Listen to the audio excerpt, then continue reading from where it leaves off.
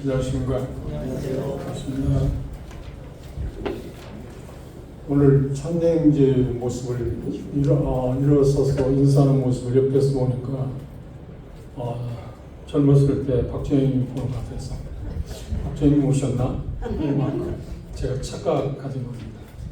참 그리운 분입니다. 참 보고 싶은 그리운 분. 제가 존경하고 그런 기회를 찬내 방문을 통해서 보게 해서 고맙습니다. 출애굽기 2장입니다.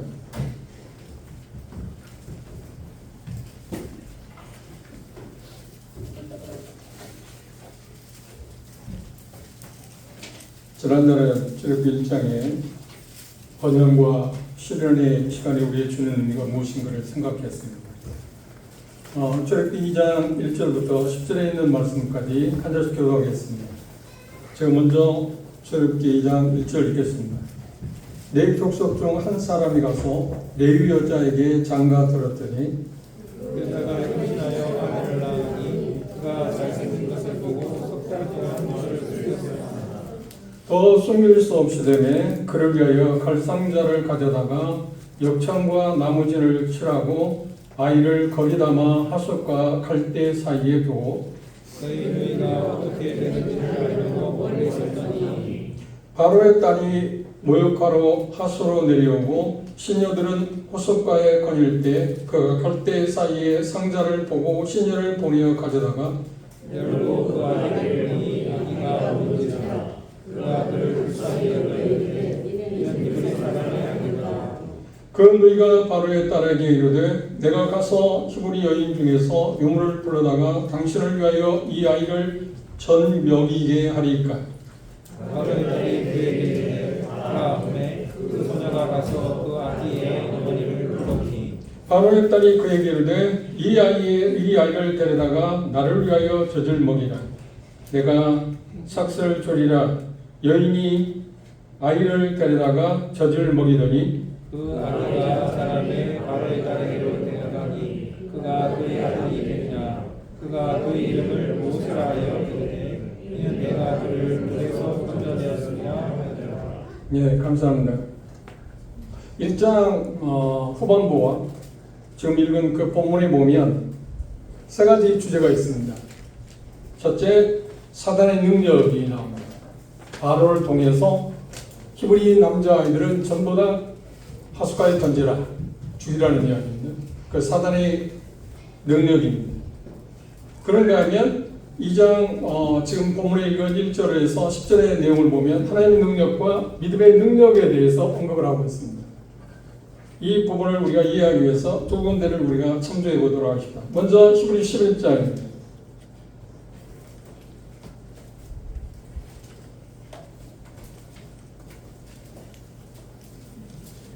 히브리서 11장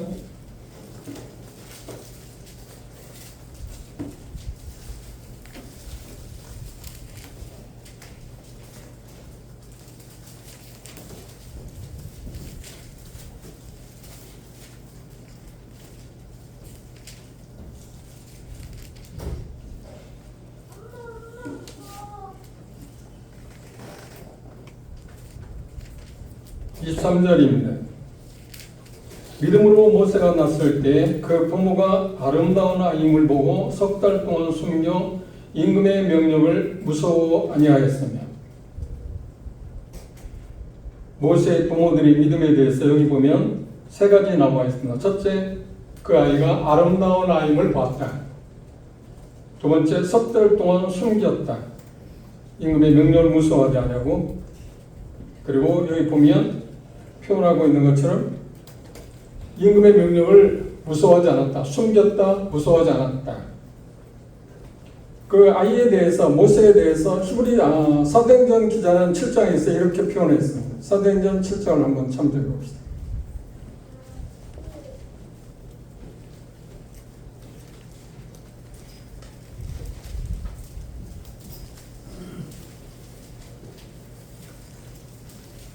사도행전 7장 20절에 스데반은 이렇게 표현했습니다. 그때 모세가 났는데 하나님 보시기에 아름다운 아이인지라 그 부친의 집에서 석 달을 길루었다. 본문은 하나님의 시간에 대해서 이스라엘 백성들에게 약속한 4대 400년, 430년 뭘 기점으로 해서 400년이나 하느냐 430년을 하는 것은 차이가 있다고 했습니다. 약 400년이 찼기 때문에 이스라엘 백성들은 이제 가나안 땅으로 약속한 아브라함이 약속한 대로 가나안 땅으로 인도하기 위해서 때가 되어서 사람을 세상에 보냈는데 그가 누구냐면 여기 나오는 것처럼 모세 나오는 사람이에요. 그런데 우리 본문에서 보는 것처럼 모세가 이 세상에 태어나는 것은 기적적인 일입니다. 언뜻 보면 단순한 사건처럼 보이지만 그렇지는 않습니다. 왜냐하면 히브리 11장에서 분명히 이야기하기를 모세의 부모들은 그 믿음으로 그 아이를 하나님의 아들, 하나님이 보낸 사람이라고 생각했다고 이야기하고 있습니다. 제가 여러 그 학자들의 견해를 한번 찾아봤습니다. 여기 표현하고 있는 것을 본문에서 표현하고 있는 걸 보면 모세가 태어났을 때 그 부모들이 이태아 아들을 낳아 준삼을 받다. 준삼. 아름다운 아이를 봤다. 그런데 그 부모들은 누군가요? 6장에 보시면 출애굽기 6장 22절을 보면 아므람과 요게벳입니다. 레위지파 사람들입니다. 그런데 언뜻 보면 아므람과 요게벳이 아이를 낳았다고 하는 것을 생각하면 특성적인 특징이 있는 것처럼 보이지만 그냥 평범하게 보면 한 가정의 이야기이기도 합니다. 그런데 이게 특별한 이유가 뭐냐면 그들의 믿음에 있었다고 하는 것이 우리에게 시사하는 바가 큽니다. 그런데 부친만 이야기하는 게 아니라 모친, 그러니까 부부간에 부모들이 이 아이들을 길렀다고 이야기하고 있습니다. 그래서 우리가 히브리 11장 23절에 본 것처럼 믿음으로 부모가라고 하는 표현을 우리가 빠뜨릴 수는 없습니다. 모세를 이 세상에 오게 하기 위해서 하나님께서 사용한 사람은 누구인가요? 여기 표현하고 있는 것처럼 모세의 부모입니다. 양친이었다고 우리가 생각할 수 있습니다. 왜냐하면 그것은 모세 부모님에게 믿음이 있었다고 하는 이야기입니다. 하나님의 역사를 보면 성경에 나오는 하나님의 역사를 보면 항상 잊지 말아야 할 게 있는데 공통점이 있는데 하나님의 어떤 뜻을 이루기 위해서는 반드시 그 시대에 어떤 믿음의 사람들을 찾았다고 하는 겁니다. 믿음의 사람. 어떤 능력 있는 사람? 그런 어떤 배경 있는 사람을 찾는 게 아니라 믿음을 소유하고 있는 사람을 찾았다. 그 믿음을 소유하고 있는 사람들을 통해서 하나님은 하나님의 일을 시작하고 성취하십니다. 이게 하나님의 특성적인 이야기, 특별한 이야기. 그런 마지막 이제 이스라엘 백성들을 광야 고통받는 곳에서 부르짖고 있을 때 그들이 그곳에서 구출해서 출애굽 애굽에서 가나안 약속한 가나안 땅으로 인도하기 위해서 믿음의 사람을 찾았는데 딱 그게 누구였다고요? 모세의 부모였다고 말하고 있습니다. 그래서 히브리서에서 이야기하는 믿음으로 모세의 부모는 그렇게 표현했습니다. 그런데 모세의 부모들의 믿음은 어떤 믿음이었을까요? 하나님의 참된 믿음의 사람들은 어떤 사람일까요?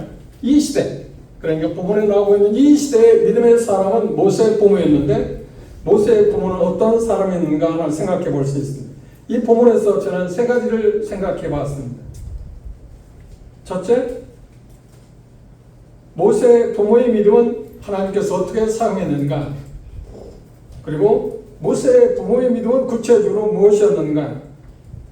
그리고 셋째, 그 믿음이 우리에게 주는 교훈은 무엇이었는가 하는 것입니다. 첫째, 하나님께서 모세의 부모를 통해서 하나님께서 하나님의 뜻을 성취하시는 모습을 우리가 볼 수 있습니다. 그런데 이것은 말씀드린 것처럼 부부입니다. 어떤 한쪽이 아닙니다. 바로의 명령한 1장 후반부에 이야기한 것처럼 남자아이는 모두 다 낳으면 태어나게 되면 하수의 천지로 죽이라는 명령. 이건 무서운 명령입니다. 사단은 말씀드린 것처럼 바로의 배후에서 하나님께서 하나님께서 성취하고자 하는 것을 이 죽음이라는 무기를 사용해서 그걸 끝내려고 합니다. 이게 성경의 역사예요. 그런데 하나님께서는 믿음의 사람들을 통해서 그것들을 극복해 가고 있습니다. 즉 하나님의 뜻을 성취하고 계십니다. 그래서 우리 이 시대에 정말 필요한 사람들 여전히 믿음의 사람들입니다. 모세 부모들은 바로의 그 왕의 명령에 대해서 거절을 했습니다. 받아들이지 않았습니다. 그런데 받아들이지 않은 이유가 뭘까요? 여기 표현하고 있는 것처럼 모세가 태어난 순간 부모들 마음과는 이 아이가 다른 특별한 아이다 생각했습니다. 그것을 사도행전 7장에서는 스데반은 뭐라고 하냐면 하나님 보시기에 아름다운 아이, 하나님 보시기에 모세의 부모들이 보기가 아니라 하나님 보시기에 아름다운 아이였다. 준수한 아이였다고 부모는 이야기하고 있습니다만 그 말이 무슨 말은 합당한 아이였다고 이야기하고 있습니다. 누가? 하나님 보시기에 합당하다는 말은 뭘 말까요? 그렇습니다. 바로 이스라엘 백성들을 출애굽하는 일에 있어서 하나님이 정해준 아이라고 표현할 수도 있습니다.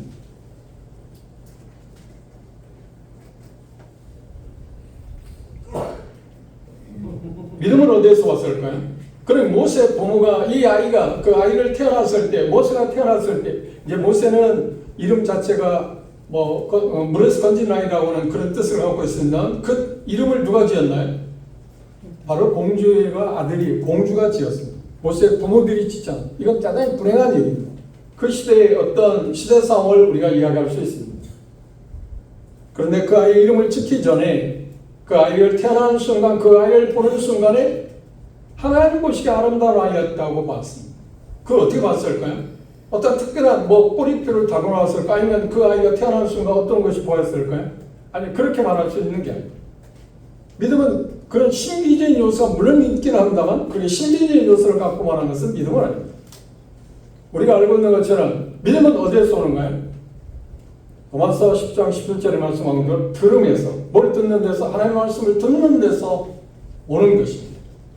그러면 그것과 함께 비교시켜서 본다면 모세 부모들이 모세를 볼 때 하나님 보시기에 아름다운 아이다, 특별한 아이라고 그렇게 생각할 수 있었던 것은 어디서 왔을까요? 우리가 미루어 짐작할 수 있는 것은 하나님께서 모세 부모에게 그것들을 말씀해 주셨을 거라고 생각할 수 있고, 그렇게 생각하면 신비적인 요소였죠. 그것보다는 제 견해는 그 조상들에게 약속한 대로 4대 만에 애굽에서 떠나서 이제 종살이하다가 떠나서 가나안에 돌아가게 할 거라고 그 약속을 바라보고, 아마 그 당시의 부모들이 생각할 때 자기 아들을 통해서 누군가는 그 자기 아들을 통해서 그 일을 하나님 하실 수 있을 거라고 생각할 수 있을 것입니다. 마치 예수님께서 이 세상에 오시게 될 때 당시에 많은 처녀들이 있었습니다. 요셉의 후손들 가운데, 그렇죠? 유다의 후손들 가운데. 그런데 처녀들이 기대한 건 뭘까요? 나를 통해서 메시아가 오면 좋겠다는 생각을 갖고 있는 사람도 있었을 겁니다. 누가? 믿음을 갖고 있는 사람들, 하나님 약속을 기대하는 사람들에 한해서 말입니다. 이 당시에도 그런 마음을 갖고 있었을 것입니다. 그런데 모세가 태어나는 순간 이 아이가 하나님 보시기에 아름다운 특별한 일을 할 수 있는 아이라고 볼 수 있었던 것은 그런 의미도 있었겠지만, 제 분별은 분명히 모세의 부모에게 어떤 것을 하나님 말씀해 주셨을 거다. 그래서 그 모세의 부모들은 두 번째 어떤 일을 했나요? 여기 표현한 것처럼 바로의 명령을 어기고 이 아이를 기르겠다고 작정했습니다. 그건 자기의 목숨을 거는 문제, 자기 목숨만 거는 문제가 아니라 발각되게 된다면 자기도 해를, 부모들도 해를 당할 뿐만 아니라 이 아이도 당연히 해를 받게 될 것입니다. 그것이 바로 모세의 부모들의 믿음이었다는 겁니다. 어떤 것이? 첫째, 이 아이가 태어나는 순간 이 아이는 하나님으로부터 특별한 아이라고 하는 것을 알게 되었다는 것이, 그걸 바라볼 수 있게 되었다는 것이 믿음이었고, 모세의 부모들의 믿음이었고, 두 번째 모세의 부모들의 믿음은 어떻게 하냐? 바로의 명령을 어기고 이 아이를 기르겠다고 하는 것입니다. 그게 모세의 부모들의 믿음이었다는 거예요. 그러면 그 모세의 그 부모들의 믿음에는 어떤 것이 있었나요? 그렇습니다. 바로를 바라보는 시선에서 누구를 바라봤나요? 하나님을 바라봤어요. 이것이 믿음입니다. 우리의 삶 가운데 우리가 보는 상황들, 어떤 일들, 사건들을 바라보면 우리를 어렵지만 그것들은 믿음이 아니잖아요. 그런 어떤 상황이 온다 할지라도 그런 상황 가운데서 어떤 환경 가운데서 하나님 말씀하신 그 하나님을 우리가 바라보게 될 때 그것을 성경은 뭐라고 하냐면 믿음이라고 합니다.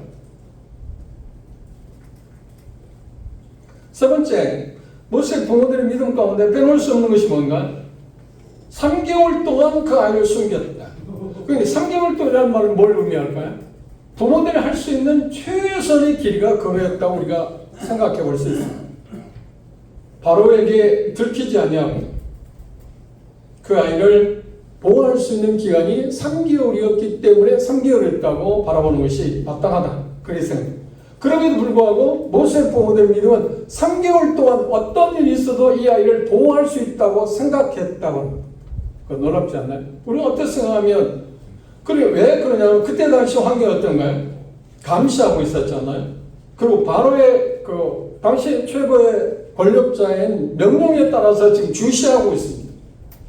그런데 그 아이가 태어나면 올 수 있지 않아요? 그리고 여러 가지 환경에서 그걸 보호한다는 것이 대단히 어려운 일입니다. 그럼에도 불구하고 이 모세의 부모들이 믿음이 필요했던 건 뭐냐면 어떤 믿음이냐면 그 기간 동안을 하나님 보호하실 거라고 생각했다는 거예요.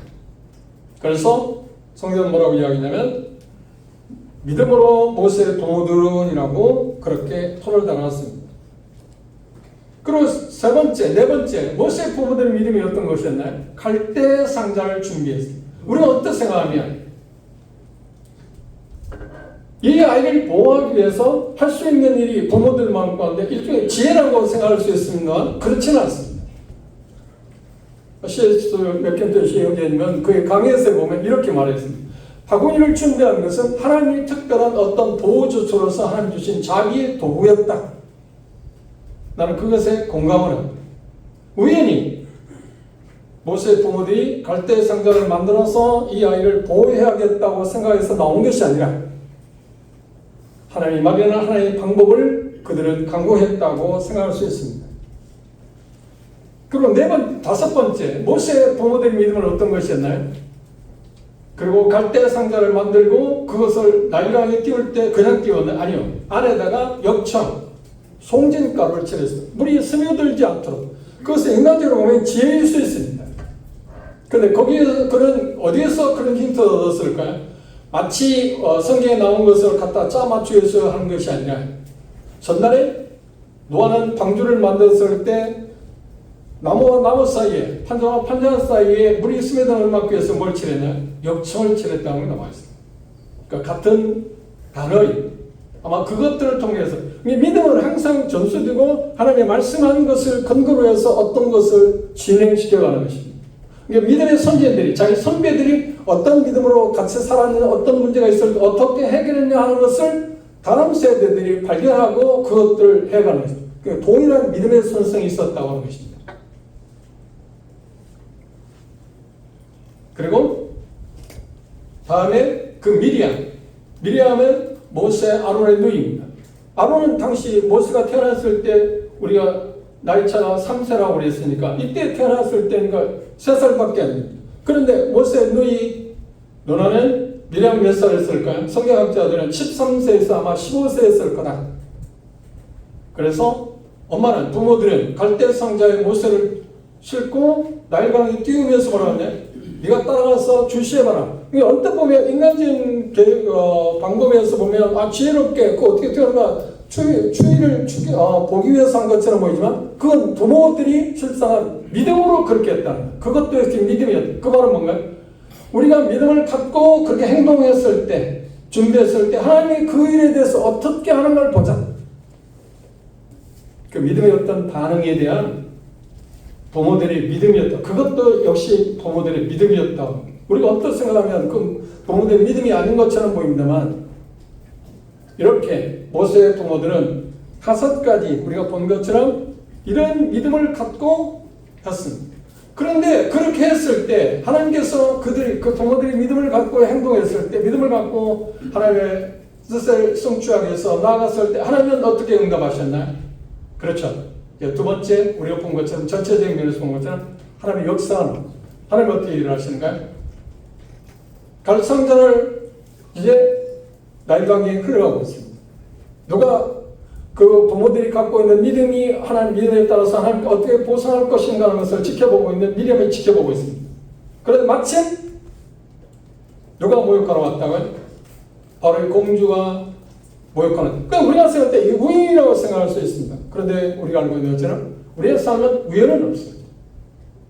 거기에 뭐가 있어요? 하나님의 섭리가 있었어요. 왜 마침 그때 하나님께서 공주로 하여금 나일 강변에 와서 모욕하게 했을까? 이게 하나님의 섭리입니다. 하나님의 역사예요. 또 그것이 끝인가요? 시녀들을 향해서 갈대 상자를 가져오라 했어요. 그게 이상한 일이다. 저 안에 뭐가 있는지는 모르겠지만 갈대를 가져오라 했어요. 시녀들이 와서 갈대를 가져와서 갈대 뚜껑을 열자마자 어떻게 했나요? 그 순간에 모세로 하여금 울게 하십니다. 하나님께서 왜 그때 모세를 울게 하셨을까요? 모세가 자연스럽게 갇혀있다가 지금 숨막히는 장소에 있다 열어지니까 자연스럽게 울었을까요? 아니요. 그렇게 보면 믿음에 문제가 있습니다.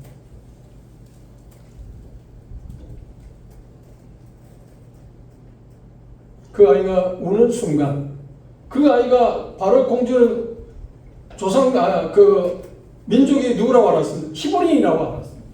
히브리인 아이는 자기 지금 오라고 얘기했죠. 황제가 생각할 때 이 아이는 죽여야 한다고 해서 알고 있습니다. 그런데 그 아이를 죽이지 않고 자기 아들로 이제 삼고 공주영에서 그 아이를 아들로 키울 수 있었던 것은 뭘까요? 그렇죠. 모성애를 자극할 수 있었습니다. 그 아이가 태어나서 문을 열자마자 뚜껑을 열자마자 방울을 열자마자 그 아이 우는 모습을 볼 때 즉각적으로 여자의 모성애가 발동했어요. 이 아이는 죽여서 안 돼요. 그걸 누가 하셨다고요? 하나님의 역사예요. 중요한 것은 거기에 있습니다. 우리가 믿음으로 어떤 역사를 하게 될 때, 믿음으로 어떤 순종을 할 때, 어떤 길을 나아갈 때 하나님은 어떻게 반드시 그 믿음에서 보상하십니다. 물론 시차는 있을 수 있습니다. 방법은 여러 가지 다양할 수 있습니다. 그런데 분명한 것은 하나님은 우리를 절대로 실망시키는 분이 아닙니다. 부모들이 그걸 기대했습니다. 그 믿음을 갖고 그렇게 행동했습니다. 그런데 하나님께서 어떻게 하셨나요? 자기들이 할 수 있는 최선을 다했습니다. 모세 부모들이 모세를 살기 위해서 최선을 한 게 뭔가요? 그렇죠. 3개월 동안 길렀습니다. 그리고 갈대 상자를 만들었습니다. 그리고 나일강변에 띄웠습니다. 그 믿음에 대한 보상으로 하나님께서는 바로의 공주가 모욕하러 오게 했고, 그리고 갈대 상자를 여는 순간 이 아이가 울음을 터뜨리게 해서 이 아이를 양자로 삼고자 하는 마음을 갖게 했다고 하는 것입니다. 한번 보십시오. 모세 부모들 얼마 동안 바로의 명령을 두려워하지 않았나요? 여기 보면 약 3개월이라고 나와 있습니다. 3달 동안. 그리고 모세 부모들은 또 하나 믿음이 있었는데 그걸 바로의 노함을 두려워하지 않았다. 바로의 노함을 두려워하지 않아 들으셨던 건 무엇이었다고요? 바로보다 누구를 더 주시했다고요? 하나님을 주시했다. 자, 조상들에게 약속한 그 하나님 보호하실 거라고 전능하신 그 하나님에 대해서 그런 생각했습니다. 그리고 갈대 상자를 만들어서 역청을 치르했습니다. 그것도 하나의 믿음의 손길입니다. 말씀드린 것처럼 상자는 만들었을 때 믿음의 손으로 고안된 지혜를 이루는 그런 자기의 어떤 도구였다고 백현투시 형제님은 그렇게 그의 강의에서 보면 그렇게 표기해 놓았습니다. 그럼 말씀드린 것처럼 모세의 누이로 하여금 하나님의 일하심을 바라봤던 것 역시 모세 부모들의 믿음이었다고 말했습니다. 이때 하나님께서 그 믿음에 부합하기 위해서 하나님께서 그와 함께 했습니다. 처음에는 누구와 함께 했나요? 그 부모들과 함께 했습니다. 그리고 그 부모들이 최선을 다해서 했을 때 하나님께서 했나요? 그 어린아이 모세와 함께 했습니다.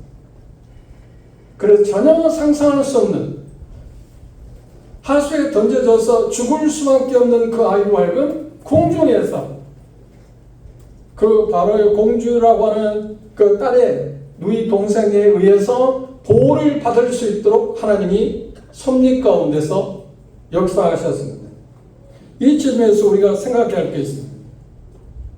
우리는 하나님을 시험치 말라고 하나님께서 말씀하셨습니다. 예수님께서 마태복음 4장에 보면 시험 받을 때도 역시 같은 말씀하셨습니다. 하나님의 시험 청하라. 우리가 이렇게 생각할 수 있습니다.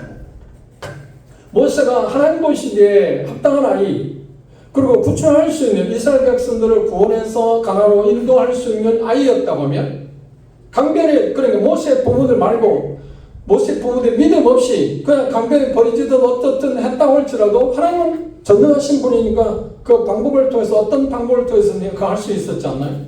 그런데 하나님은 어떻게 했나요? 그걸 제한했습니다. 이런 말이 있습니다. 하나님은 기적을 낭비하지 않는다. 그리고 많은 부분에서 하나님은 믿음의 사람들을 통해서 하나님 뜻을 성취해 가십니다. 그래서 그 모세의 부모들의 믿음을 사용했습니다.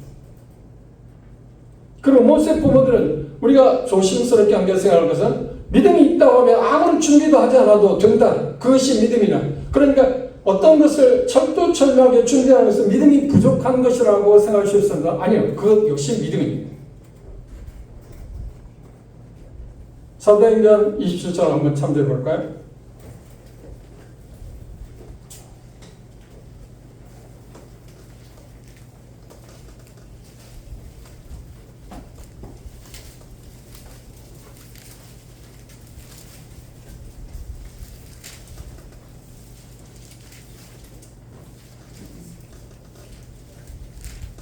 제가 말씀한 기억이 납니다. 사도행 28장 23절 보십시오.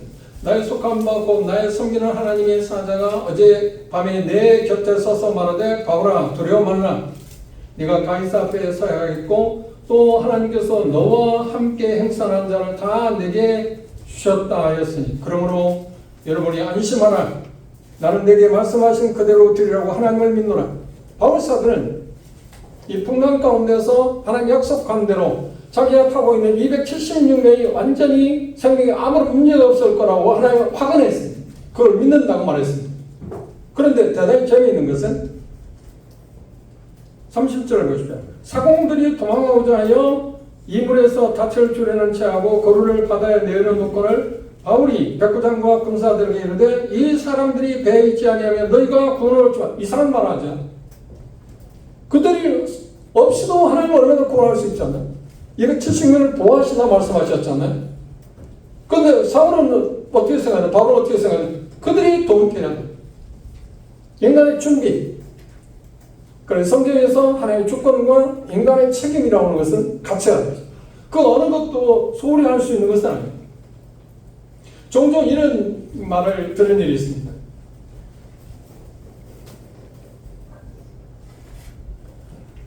느헤미야가 이스라엘에서 왕궁의 총리 잔을 나누는 그런 높은 지위에 있다가 이스라엘의 황폐한 모습을 보고 다시 돌아보고자 해서 예루살렘에 돌아오고자 할 때 왕의 명령을 받고 그에 필요한 모든 것을, 군사나 모든 것을 왕이 준비한 것 갖고 예루살렘에 와서 총리 일을 했습니다.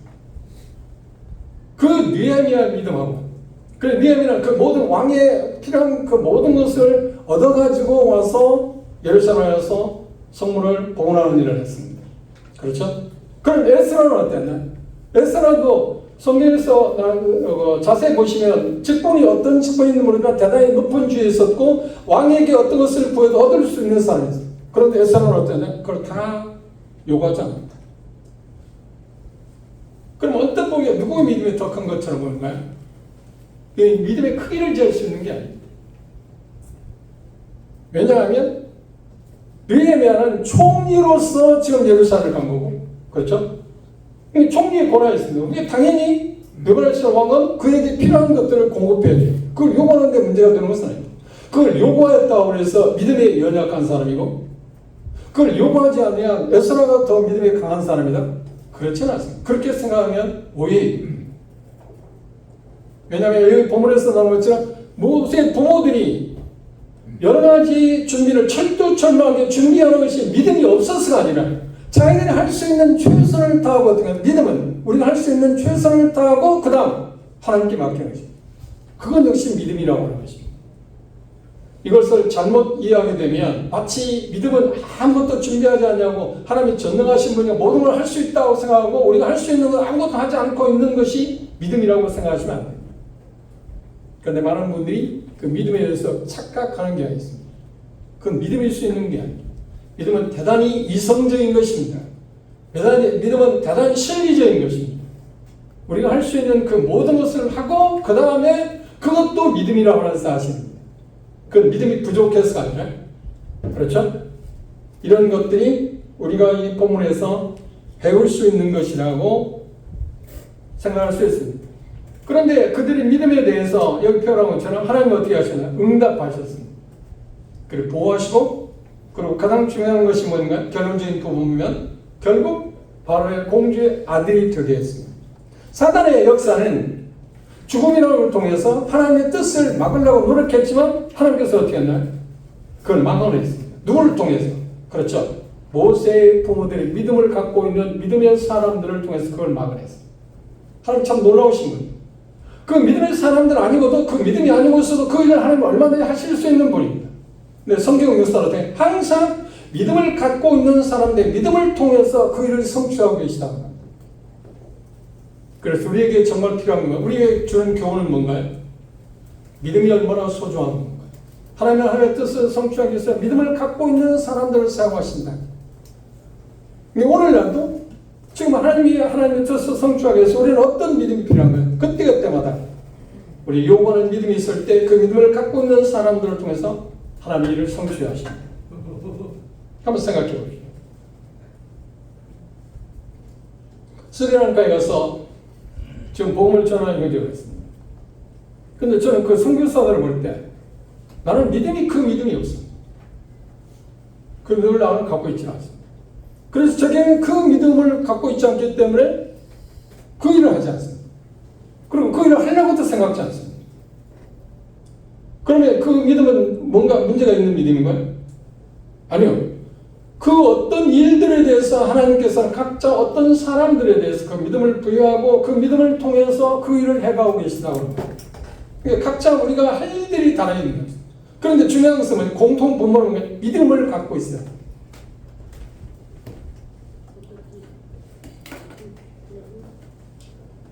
그래서 결국 하나님께서는 모세의 부모들의 믿음에 의해서 사단의 작전은 실패하게 됐어요. 그럼 하나님이 얼마나 놀라우신 분인가요? 바로가 죽이려고 했던 죽어마땅한 모세를 바로의 공주가 그것도 궁중에서 그렇죠? 그를 키워서 40년 동안 어떤 노림도 당하지 않고 키워서 훌륭하게 모든 것에 잘하고 해서 결국 자기 민족을 돌아보게 하는 그 과정 가운데서 보호하고 계십니다. 어디서? 궁중에서. 우리말에 그런 말이 있지 않나요? 가까운 곳에, 가장 가까운 곳에 적이 있을 수 있습니다. 그래서 그런 경우는 있잖아요. 등잔 밑이 뭐라고요? 어둡다. 바로가 그걸 알았을까요? 바로는 알지 못했어요. 하나님의 놀라운 사실.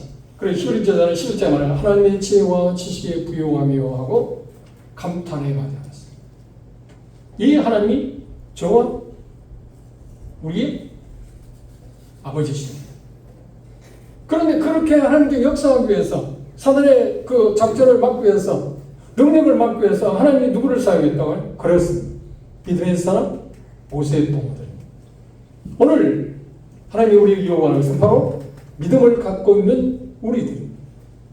하나님이 요구하는 것에 대해서 우리가 어떻게 그것에 반응할 거냐 그리고 어떻게 그걸 준비하고 그것들을 바라볼 거냐 하는 것은 우리가 해야 합니다. 결론적으로 믿음은 어디에서 오는가요? 말씀드렸습니다. 그 부모들이 모세가 태어났을 때 이 아이가 하나님 보시기에 아름다워. 하나님 보시기에 아름다운 아이라. 하나님 보시기에 아름다워. 자기가 보기에 아름다운 게 아니라 하나님 보시기에 아름다웠다는 말은 어디에서 왔다고요? 틀림없이 하나님이 계시했을 거라고. 그거 아니고서는 그걸 어떻게 하겠냐. 두 번째, 하나님은 하나님 뜻을 이루기 위해서 어떤 사람을 찾고 있는가요? 사단의 작전을 무마시키기 위해서 그리고 하나님께서 영광을 받으시기 위해서 하나님 어떤 사람을 찾고 있나요? 믿음의 사람을 찾고 있습니다. 모세의 부모들의 믿음이 필요했다. 믿음의 사람을 찾고 있습니다. 말씀드린 것처럼 그 믿음에는 갈대 상자도 필요했고 그 딸 미리암이 주시하는 것도 필요했고 석 달 동안 꾸준히 기르는 것도 포함되어 있습니다. 자기가 할 수 있는 최선을 다했습니다. 우리가 중요하게 생각할 것은 아까 사도행전 27장 31절에 본 것처럼 하나님께 그 사건에 대해서 확정을 해 주셨다 할지라도 수단을 사용한다고 해서 믿음이 부족하다. 그건 믿음이 아니라고 생각하지 맙시다. 믿음이 있기 때문에 아무것도 안 하는 것이 오히려 믿기 때문에 최선을 다하는 것을 하나님은 우리에게 말씀하십니다. 그렇지 못한 것에 대해서 예수의 말씀하기를 하나님을 실험하지 말라고 말씀하셨습니다. 네 번째, 하나님은 우리를 실망시키지 않는다고 그랬습니다. 믿음에 대해서 반드시 보상하십니다. 믿음에 따라서 하나님께서 역사하신다는 놀라운 사실을 오늘 우리는 모세의 부모들의 믿음의 결과를 통해서 우리가 볼 수 있습니다. 또 하나 무엇인가요? 믿음에 대해서 하나님께서는 그것보다도 귀하게 생각하는 게 없다. 이 세상에 이제까지 하나님께서 하나님의 역사를 이루어갈 때 가장 필요했던 게 뭐냐면 우리가 갖고 있는 그 어떤 사람들의 믿음. 그 믿음은 무엇인가요? 하나님의 말씀을 신뢰하는 것입니다. 그리고 세상에 그 어떤 걸 바라보는 게 아니라 하나님을 신뢰하는 것입니다. 하나님을 앙망하는 것입니다. 그러기 위해서 우리의 믿음을 키우기 위해서 우리 필요한 게 뭐라고요? 모세 부모들이 그 아이를 볼 때 하나님 보시기에 아름다운 아이라고 볼 수 있었던 것처럼 우리는 부단히 하나님의 말씀을 읽고 연구하고 가까이 하는 것이 필요합니다. 그 사람들을 통해서 하나님이 여전히 이 마지막 때에도 하나님의 일을 이루실 겁니다. 그리고 이루어가고 계십니다. 그리고 사단의 역사를 막아나고 계십니다. 하나님은 오늘 우리에게 묻습니다. 저에게 우리 모두에게 묻습니까? 누가 하나님을 신뢰하고 하나님 맡겨진 역사를 성취할 수 있을 건가? 하나님 그 사람들을 오늘도 찾고 있습니다. 당대 모세의 부모들을 하나님이 찾아낸 것처럼 우리도 여전히 믿음으로 우리 역사를 이루어갈 수 있기 위해서 하나님께서 우리의 믿음을 기대하십니다. 그 믿음을 우리가 온전히 갖고 3개월 동안 꾸준히 그 아이를 길렀던 그 모세의 부모들의 믿음처럼 우리도 우리의 주어진 믿음의 경주를 계속해 갑시다. 그래서 히브리 12장에서 우리에게 말씀한 것처럼 믿음의 주여 온전케 하신 누구를 바라보자고요? 예수 그리스도를 바라보자. 그래서 우리를 통해서 우리 가정을 통해서 더 나아가서 우리 남사교회를 통해서 하나님의 뜻이 성취되는 그래서 하나님의 영광을 받으시는 그런 삶을 우리가 살 수 있기를 기대합시다. 기도하겠습니다.